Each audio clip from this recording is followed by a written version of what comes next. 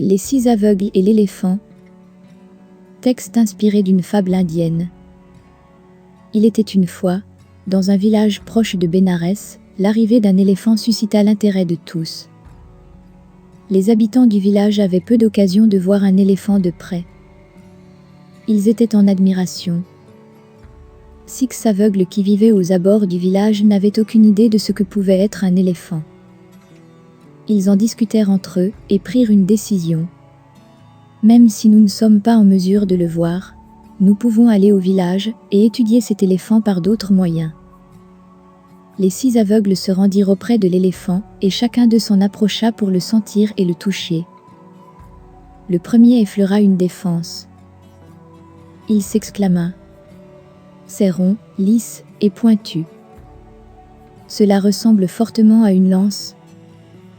Le deuxième, s'étant saisi par hasard de l'oreille, dit. Même pour le plus aveugle des aveugles, au toucher cet éléphant est semblable à un éventail. Le troisième se dirigea vers l'animal et prit entre ses mains sa longue trompe. Il s'étonna. Pour moi, l'éléphant est comme un serpent. Le quatrième s'empara de la queue qui balayait l'air. Cela lui semblait familier. Je vois. L'éléphant est comme une corde. Le cinquième tendit sa main pour toucher l'animal et palpa le genou. Il fut convaincu qu'un éléphant ressemblait à un arbre. Le sixième s'approcha de l'éléphant et, alors qu'il se glissait contre son flanc vaste et robuste, il s'exclama. Dieu me bénisse, un éléphant est comme une montagne en mouvement. Alors, les 6 aveugles discutèrent longtemps et passionnément.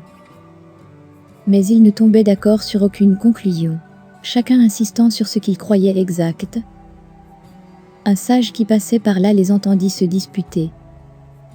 Qu'est-ce qui vous agite tant ? Nous ne pouvons pas nous mettre d'accord pour dire à quoi ressemble un éléphant. Et chacun d'eux lui dit ce qu'il pensait à ce sujet. Le sage, avec un petit sourire, leur expliqua.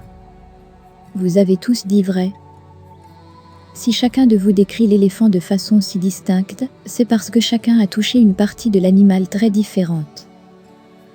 L'éléphant possède réellement l'ensemble des traits que vous avez cités. Chacun s'exclama, et la discussion s'arrêta net. Les 6 aveugles furent heureux d'avoir mis en commun les diverses parties de la réalité qu'ils avaient découvertes, car chacun détenait une partie de la vérité. Fin. La morale du conte. Nous avons tous un point de vue partiel sur la réalité.